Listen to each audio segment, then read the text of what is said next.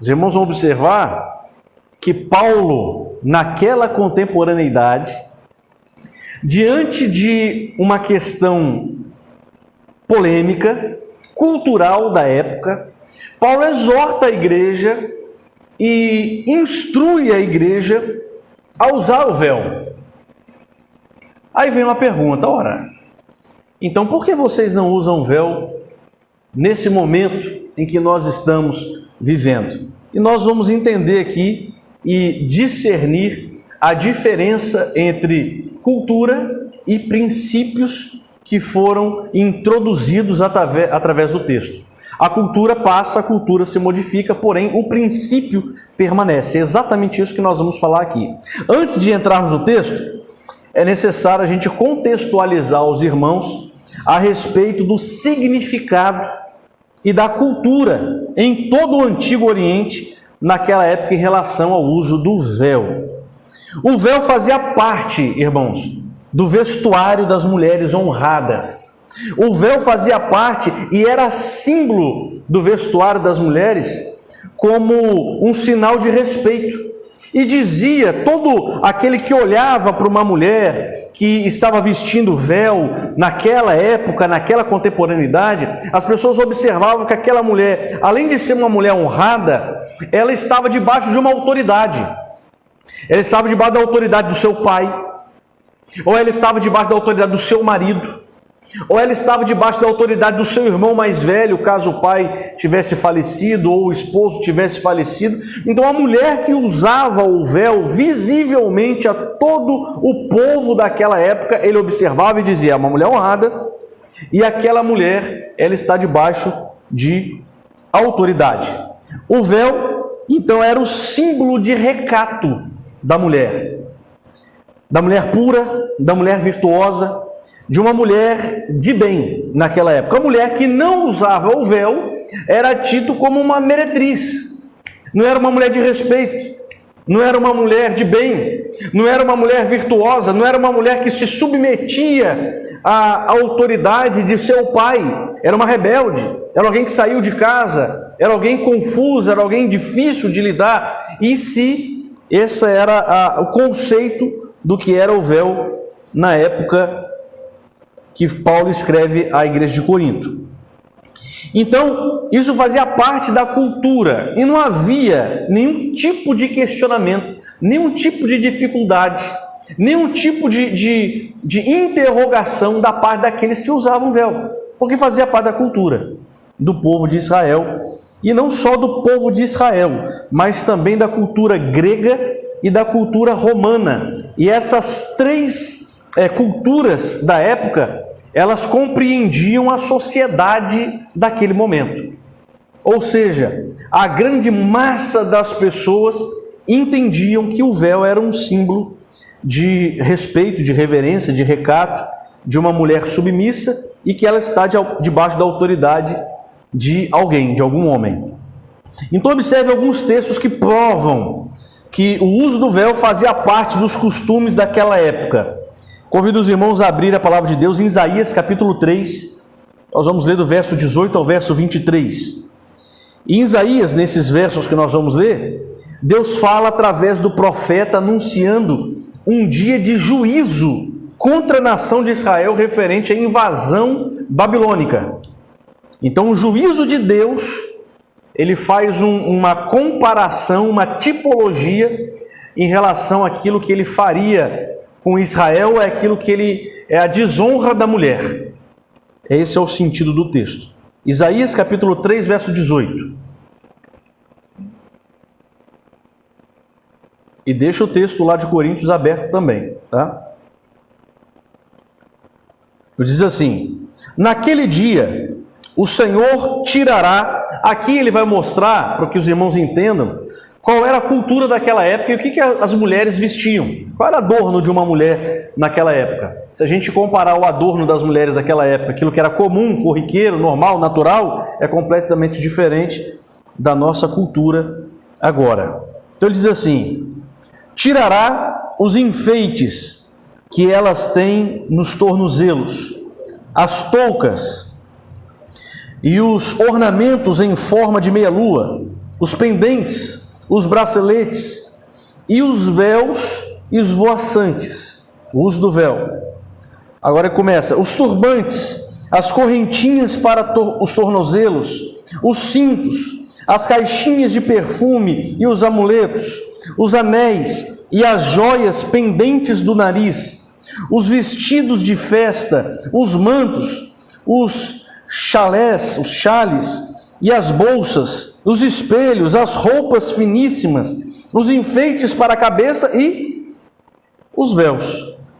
Então, o costume da mulher daquela época, não só dentro de Israel, mas também em toda a contemporaneidade romana, grega, todo o berço da cultura daquele momento, as mulheres se vestiam desse jeito. E tirar isso das mulheres, principalmente o véu, era algo que nós vimos aqui, desonroso. Em Gênesis, capítulo 24, verso 65, vamos abrir também. Quando Rebeca, ela vai ser apresentada a Isaac. A Bíblia diz assim, Gênesis 24, 65.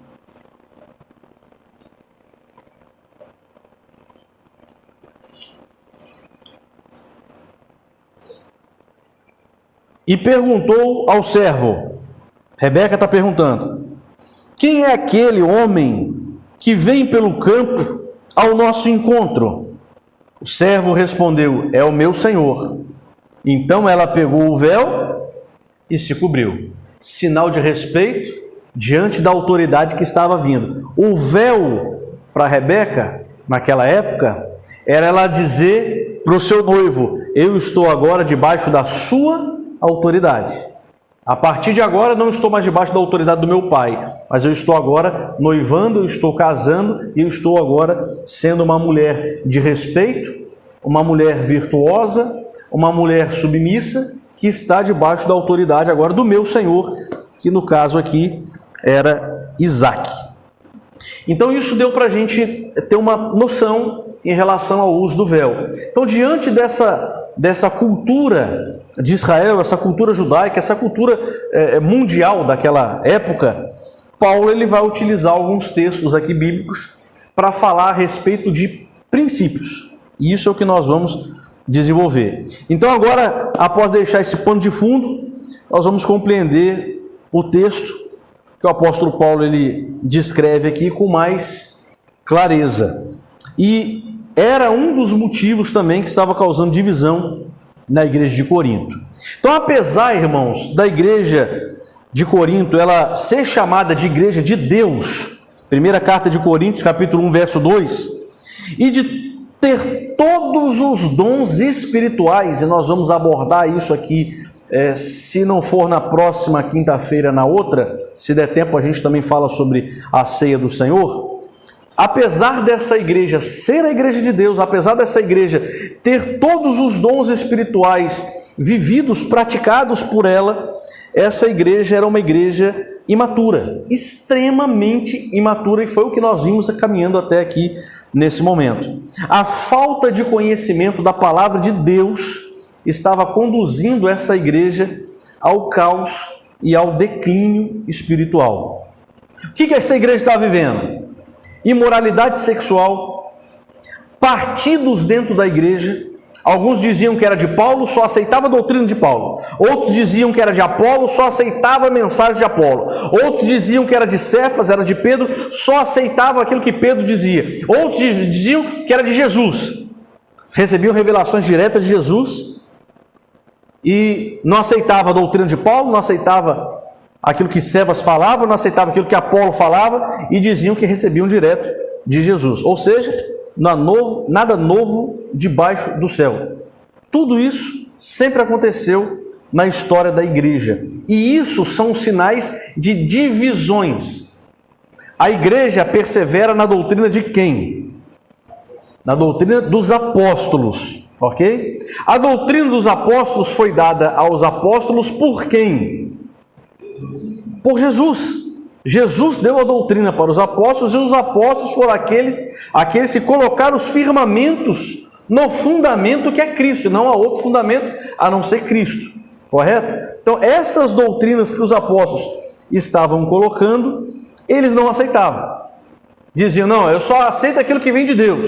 Vocês estão dizendo que vocês têm uma doutrina que os apóstolos estão dando para vocês, não é isso? Não, mas nós temos outra. Então isso não é coisa nova, isso é coisa antiga. E outros iam dividir, nós somos de Paulo, né? Paulo era o doutrinador. Então, a igreja que estuda a palavra de Deus. Nós somos aqueles que estudam a palavra de Deus e só aceitamos o estudo. Mas Apolo era um pregador fervoroso, eloquente e poderoso em obras. Aí não, mas espera aí. A gente tem que ser só de Paulo. É só estudo. Se você falar de fervor do Espírito, não, isso a gente não quer. Então qual é o contexto aqui da igreja? A igreja se dividia em partidos ao invés de se unir e entender a totalidade da vivência de um cristão. Esse era o grande problema da igreja de Corinto. Outras dificuldades, filosofia dos epicureus e dos estoicos estava presente e nós já falamos sobre isso. Valorização da retórica e da eloquência, ao invés de ouvir o conteúdo da mensagem e valorizar aquilo que estava sendo pregado. E isso é um grande problema hoje também nos nossos dias.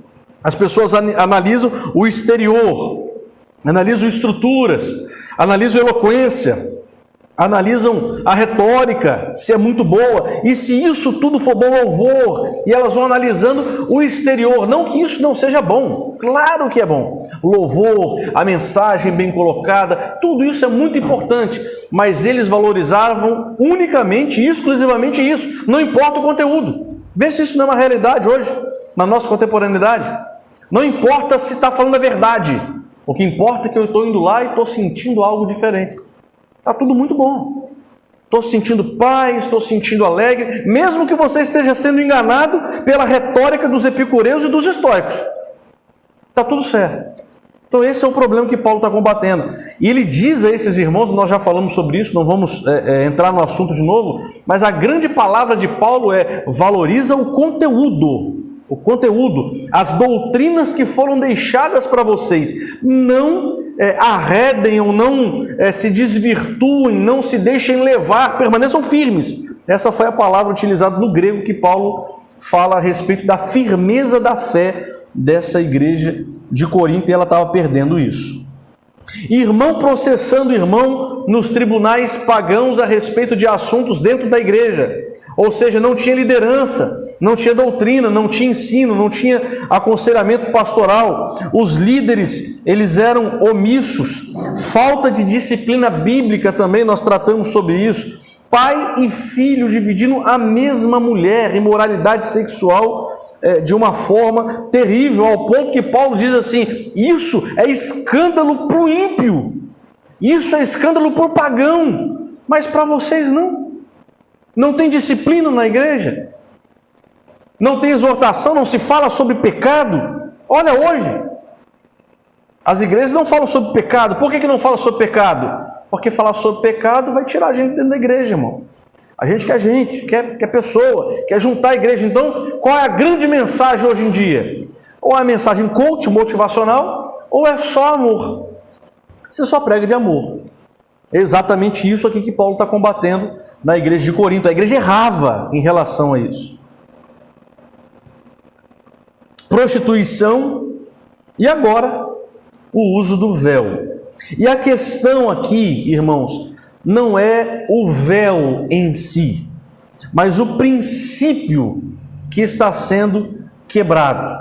A mulher, ela tem uma função, obviamente, nós falamos sobre isso aqui em várias outras cartas, a mulher tem uma função distinta do homem.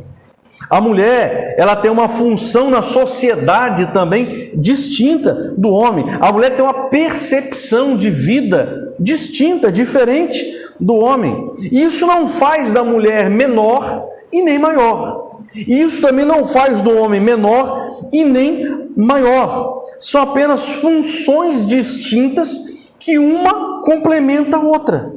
E é exatamente sobre isso que Paulo está tratando aqui no princípio do uso do véu dentro da cultura daquele povo. As mulheres de Corinto, elas estavam quebrando o princípio da autoridade. Elas não estavam simplesmente falando sobre o uso do véu, mas elas estavam se nivelando ao homem em relação à função.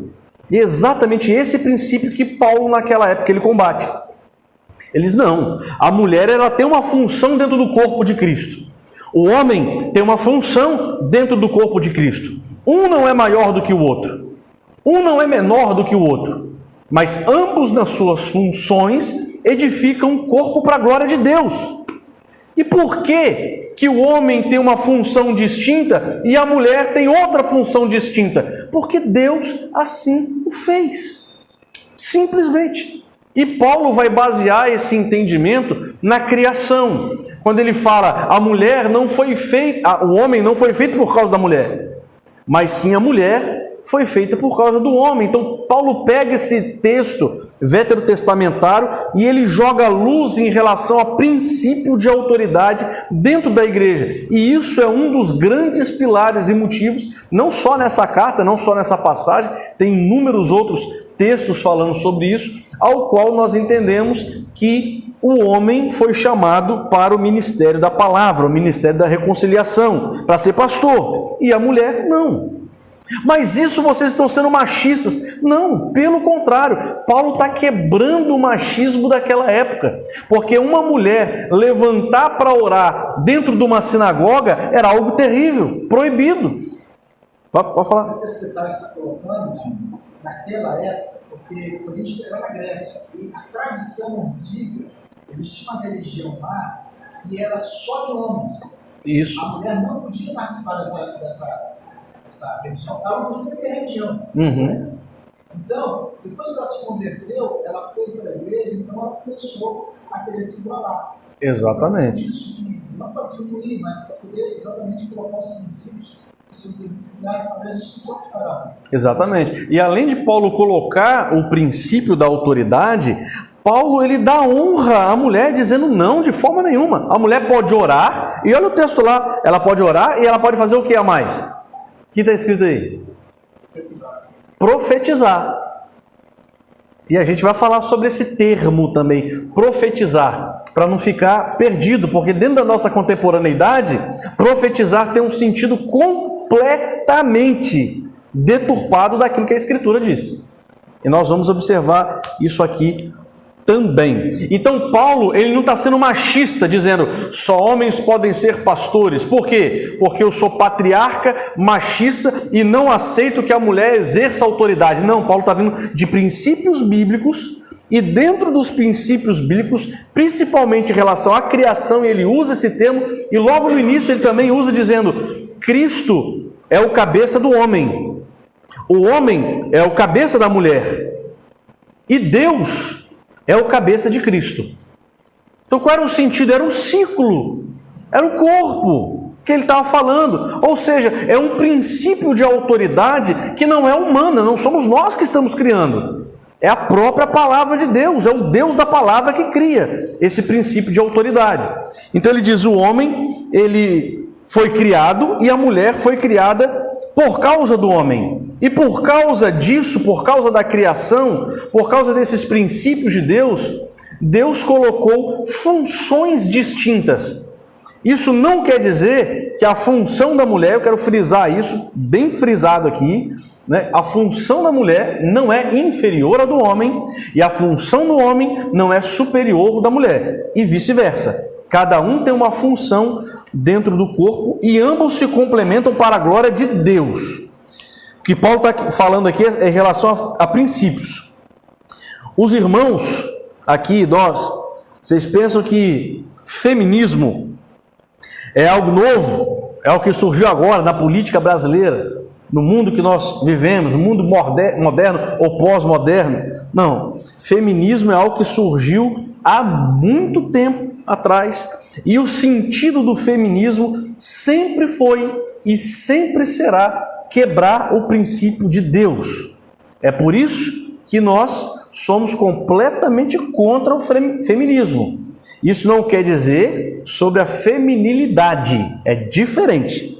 Deus fez a mulher para ser feminina, Deus fez o homem para ser masculino, certo? Esse princípio é função de Deus, é Deus que colocou. Deus deu funções ou capacidades distintas para cada uma delas. Mas isso não quer dizer que a mulher não possa trabalhar, que a mulher não possa exercer uma função, ou que a mulher não possa, é uma mulher que houve uma dificuldade no seu lar, que ela não possa, dentro do seu lar, exercer um papel e Deus, pela sua misericórdia e graça, cumprir ou suprir a necessidade da autoridade do homem, a autoridade paterna. Não, mas dentro da perfeição de Deus, dentro daquilo que Deus estabeleceu, Deus fez o homem para ser o cabeça e a mulher para ser submissa ao homem. Nós vamos falar depois mais um pouquinho em relação a essa submissão, para a gente não perder muito tempo aqui nesse detalhe. Então não, o feminismo é um movimento antigo que tenta desfigurar a função distinta que Deus deu à mulher e ao homem. Outra coisa, irmãos, até para a gente, pastor Gerson falou aqui, se os irmãos quiserem perguntar diante daquilo que a gente está expondo até aqui, pode perguntar na hora, deixa eu te fazer uma pergunta sobre isso daqui, não ficou muito claro, pode perguntar, tá? Que a gente fica no momento mais de diálogo e não só um monólogo, tá bom? Tem alguma coisa, inclusive, até aqui? Ou está claro até o momento? Claro? Então, amém. A mulher, ela pode e deve orar na igreja. Observe o versículo 5 e o versículo 6. Paulo não está colocando em xeque ou em questão a mulher orar ou a mulher profetizar.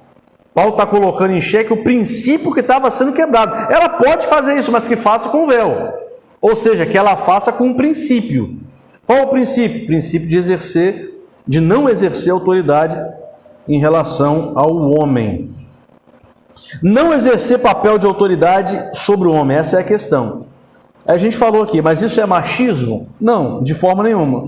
Deus deu à mulher e aos homens dons e talentos naturais, diferentes, que podem ser exercidos para a glória de Deus e edificação do corpo. Imagine o corpo. Nós temos o pulmão e nós temos o coração. O coração é mais importante do que o pulmão? Sim ou não? O coração é mais importante do que o pulmão? Ou vice-versa?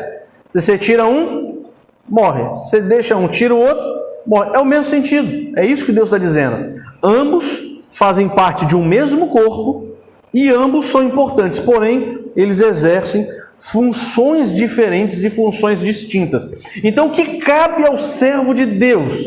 Descobrir qual é a masculinidade bíblica e descobrir qual é a feminilidade bíblica da mulher. O que é um homem bíblico e o que é uma mulher bíblica? Quais são as funções, deveres de um homem bíblico e quais são as funções e deveres de uma mulher bíblica? Exercendo cada um o seu papel, a glória de Deus vai ser exaltada na vida de ambos, no seio do lar e também no seio da igreja.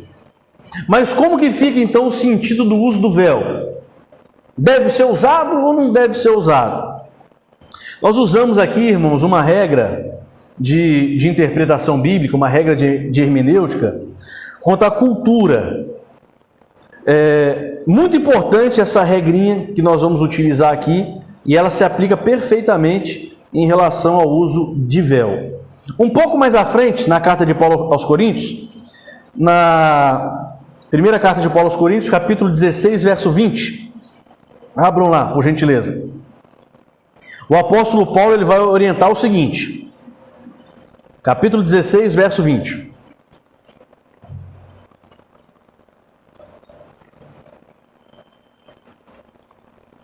Amém? Abriram?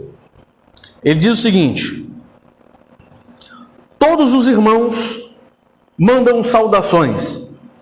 Saúdem uns aos outros com um beijo santo, com ósculo santo. Deve ter algumas outras traduções aí.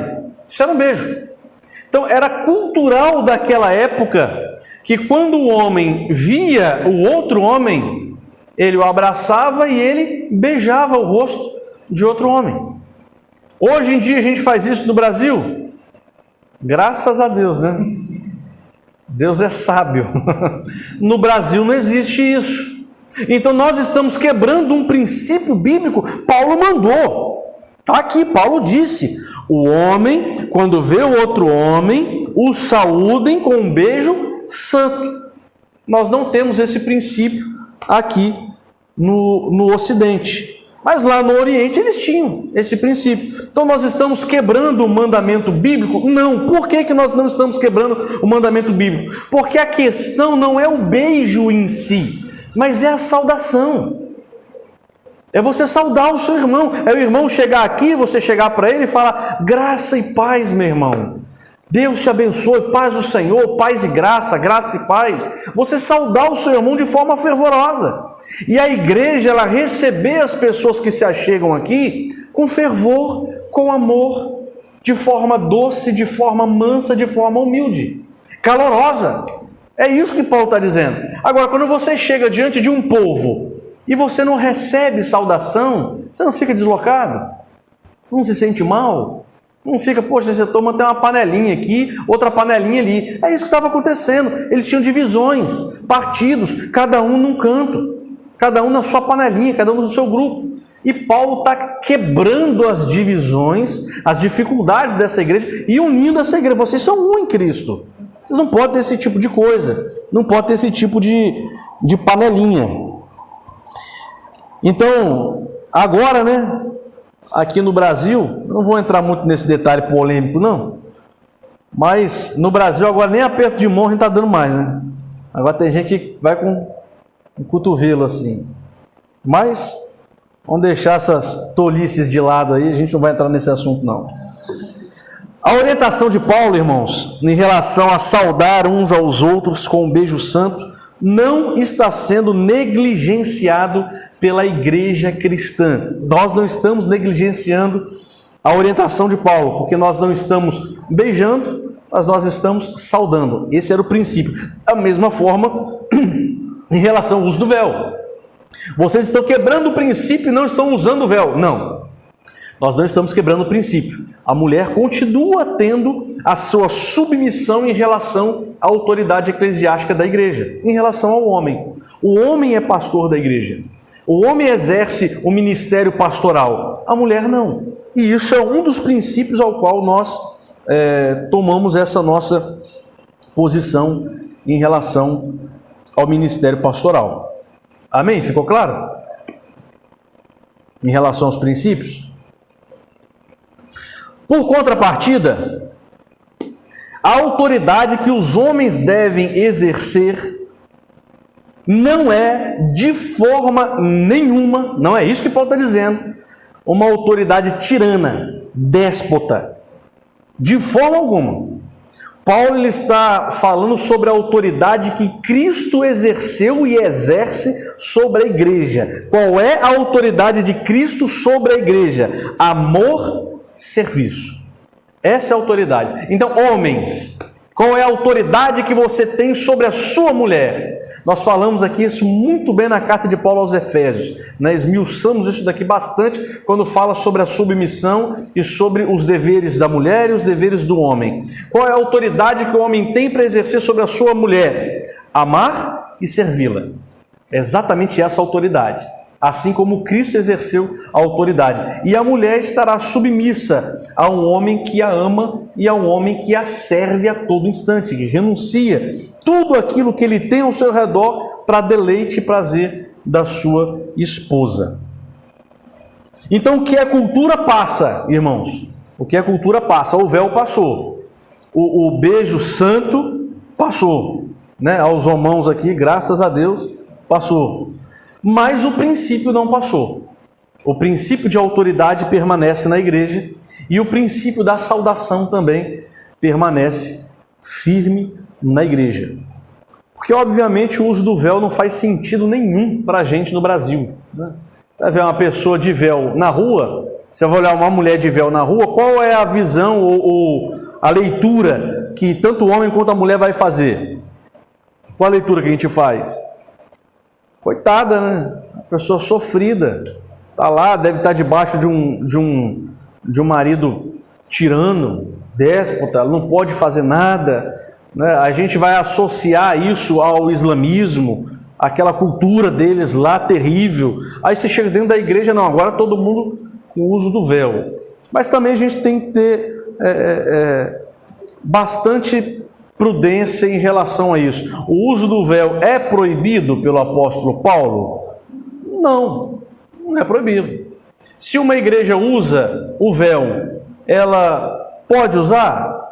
Pode usar, não tem problema nenhum, pode usar. Só que ela não pode dizer que ela é a única igreja que está defendendo o mandamento do Senhor. Não, ela não está defendendo o mandamento. Ela só está pegando uma cultura israelita e aplicando para a sua cultura brasileira. Ela está forçando uma cultura dentro de uma outra cultura. E cultura por cultura, cultura passa. Mas o princípio, que é a palavra de Deus, esse princípio eterno, ele permanece para todo sempre. Ok? Então nem nós podemos apontar o dedo para quem usa o véu, e nem eles podem apontar o dedo para nós. Vai dizer, essa é loucura, esse uso do véu. Eu acho que é uma falta de sabedoria dentro da contemporaneidade que nós vivemos. Mas não posso dizer que está errado. Certo? Isso é importante a gente falar sobre isso também. Então o que é cultural passa, mas o princípio permanece. O que é cultura no texto que nós lemos? Obviamente é o uso do véu. E o princípio é o princípio da autoridade. Então aqui Paulo, ele vai iniciar a sua argumentativa no versículo 1, e eu queria dar uma ênfase a isso daqui agora. Ele diz o seguinte, versículo 1 aí: sejam meus imitadores, como também eu sou de Cristo. Então, primeiramente, Paulo, ele quer enfatizar que os cristãos, eles devem receber de Paulo, porque Paulo recebeu aquilo de Cristo. Ou seja, toda a doutrina que Paulo está passando, todo o conhecimento, inclusive esse conhecimento, porque ele, antes de passar o conhecimento, ele falou essas palavras que nós estamos agora mencionando. Paulo está dizendo o seguinte: tudo aquilo que eu estou passando para vocês, que eu estou ensinando para vocês, não vem de mim. Vocês vão me imitar, ou seja, vocês vão fazer aquilo que eu faço, porque eu não só falo, eu falo e eu faço, eu vivo aquilo que eu prego. E vocês vão fazer isso por quê? Não porque isso surgiu de uma mente brilhante, de um homem. Não foi algo que o homem teve uma ideia e tal, e escreveu e colocou aquilo e orientou aquilo à igreja naquela época. Não, mas porque ele havia recebido esse ensino do próprio Cristo. Então observem a palavra de Deus em Gálatas, capítulo 1, verso 11 ao verso 12. Com toda certeza não vai dar para a gente falar sobre a ceia. Então vamos focar só nesse assunto aqui mesmo. Gálatas capítulo 1, verso 11 e verso 12.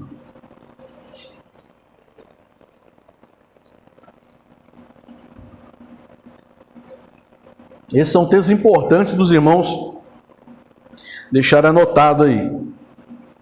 Isso desconstrói muita heresia. Gálatas capítulo 1, verso 11 e 12.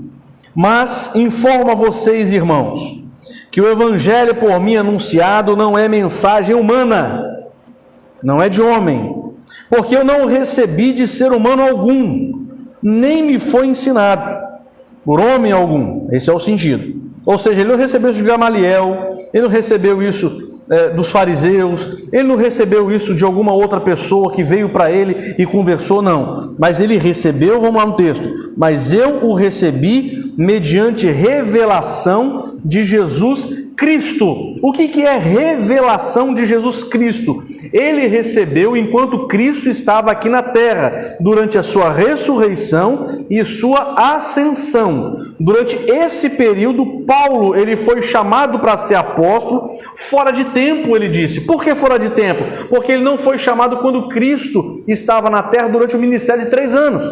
Ele foi chamado entre a ressurreição e a ascensão. E durante esse período, o próprio Cristo se revelou. Esse era um termo que era utilizado muito pelos judeus daquela época. Jesus apareceu para ele. Revelação é aquilo que estava em oculto, que passou a estar agora diante dos olhos daquela pessoa.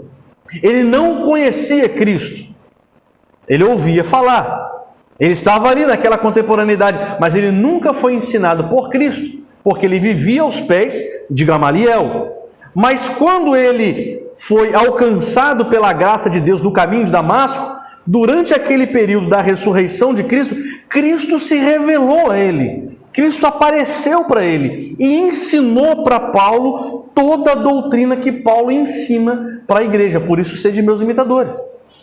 Aquilo que eu recebi, eu não recebi de homem algum. Ele vai falar isso um pouco mais abaixo em relação à ceia. Mas eu recebi diretamente de Cristo. Foi Cristo que me passou essas doutrinas. Por isso, não vem de persuasão humana. Lembra quando Paulo fala isso? Eu não utilizei de persuasão humana, de convencimento, de palavra, de oratória, de retórica. Não é esse o argumento que eu utilizo para que vocês possam ser convertidos. Mas eu estou passando para vocês aquilo que eu recebi do próprio Cristo. Então a doutrina da igreja de Deus, que foi colocada pelos apóstolos do fundamento de Cristo, essa doutrina foi entregue pelo próprio Cristo, pelo próprio Senhor. Certo? Observe agora Atos 2,42. Nós já falamos aqui, mas vamos enfatizar esse assunto aqui que é importante. Atos 2,42. E perseveraram na doutrina dos apóstolos, e na comunhão, e no partir do pão, e nas orações. Ora, se nós perseveramos na doutrina dos apóstolos, a doutrina dos apóstolos foi dada aos apóstolos pelo próprio Cristo, então nós perseveramos na doutrina verdadeira, que é a palavra de Deus. Ok? Perfeito? Mas, e se alguém estiver pregado ou ensinado ou orientado à igreja algo diferente dos ensinos apostólicos, daquilo que está escrito? Então observe o que diz aí a carta de Paulo aos Gálatas, capítulo 1, verso 8 e 9. Eu vou ler para os irmãos. Mas, ainda que nós, ou mesmo um anjo vindo do céu, vos pregue evangelho que vá além, esse termo além no grego é utilizado tanto para aquilo que vai a mais ou a menos. Se você acrescentar ou se você retirar alguma coisa da palavra de Deus. Então ele diz que vá além do que vos temos pregado, seja anátema, maldito, não vem do bendito, não vem da luz, não vem de Deus, mas vem do homem, ou vem da carne, ou vem do próprio diabo. Não deve ser aceito pela igreja.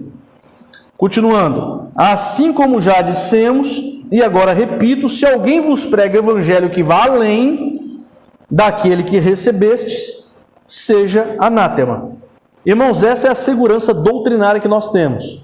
A palavra de Deus é a única fonte revelacional, concreta, confiável para a doutrina, fé, regra e prática do cristão. A palavra de Deus e nada mais. E isso é uma bandeira dos reformadores quando eles diziam sola scriptura, somente a escritura. Não me dê a tradição dos papas, não me dê a tradição católica. Eu não quero tradição, não quero nada que venha dos homens. Só a escritura, a palavra de Deus e nada mais. Então aquilo que vem dos papas, aquilo que vem de tradição humana, eu rejeito, anátema. E hoje, trazendo para a nossa contemporaneidade, a palavra de Deus, só ela e nada mais.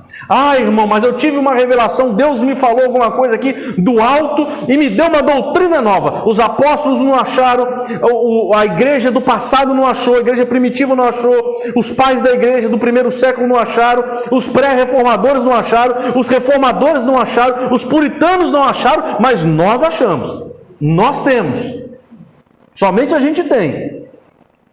Anátema. Está na palavra de Deus? Tá. Então eu aceito. Não está, heresia. Não deve ser aceito pela igreja. No versículo 2, Paulo fala sobre esse conjunto de doutrinas que foi deixado à igreja. Quando ele diz assim, versículo 2 da carta de Paulo aos Coríntios. Versículo 2 do capítulo 11.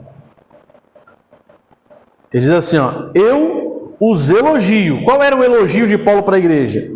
Em tudo, vocês se lembram de mim em orações, esse é o sentido, e retêm as tradições, assim como eu as transmiti a vocês. Tradições, conjunto de fé, conjunto de doutrina, sã doutrina. Paulo usa vários termos em relação à doutrina.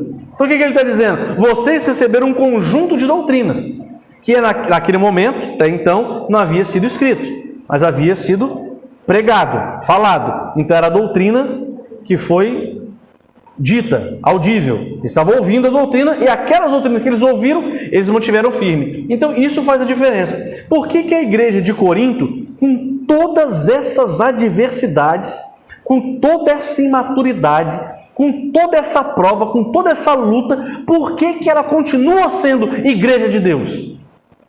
Mesmo vivendo em pecado? Porque ela tinha doutrina. Ela tinha o fundamento da fé. A base ela não perdeu, mas ela se desvirtuou em vários campos. O que Paulo fez? O fundamento vocês não perderam?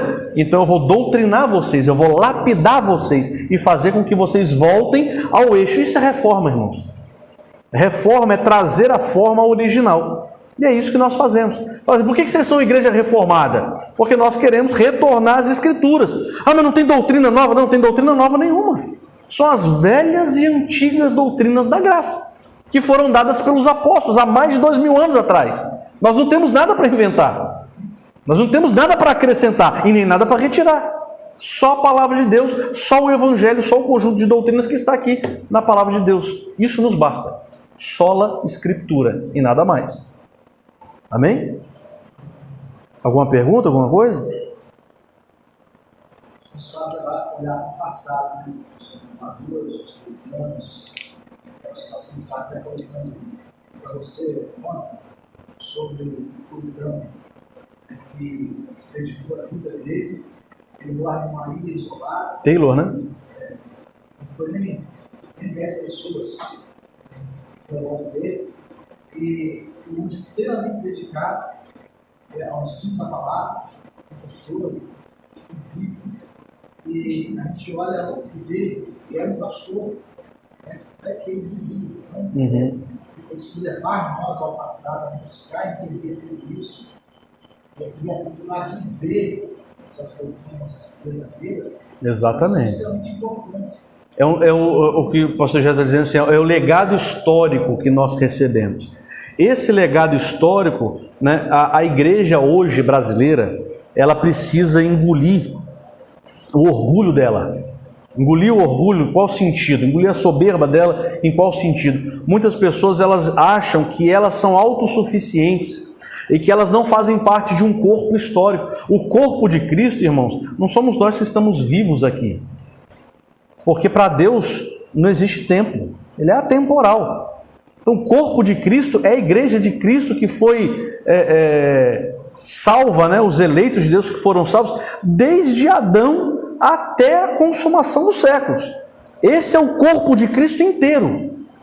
E não é placa, não é rótulo, não é nome, não é igreja denominacional, mas é a igreja triunfante de Jesus Cristo ao longo de todos os séculos. A igreja não começou na nova aliança. A igreja é o Israel de Deus. É um povo só. Todos nós somos um em Cristo Jesus. E Cristo é o cabeça desse corpo. Amém? Oi. Fala que não dá nada a mais nem a menos, porque no caso, vamos colocar assim, os profetas. Senão a Bíblia não se fechava, né? Se tem alguma coisa além, a Bíblia não. Sim. Qual é o sentido? Isso é um assunto importante que a gente também tratou em alguns momentos aqui. Eu não vou entrar em muita profundidade, né, em textos bíblicos para comprovar o que eu estou falando, que a gente já fez isso, mas não existem mais apóstolos hoje em dia. Não existe mais. Não, mas como que não existe mais apóstolos? Porque os apóstolos foram chamados enquanto Cristo estava aqui na terra, ou durante o período do seu ministério de 3 anos, ou durante a sua ressurreição, até a sua ascensão. Esse é o período. Aqui ele chamou 12, e aqui ele chamou Paulo fora de tempo. Então esse é o momento. Então, para ser apóstolo de Jesus Cristo, uma das exigências bíblicas é que você tenha sido chamado durante esse período.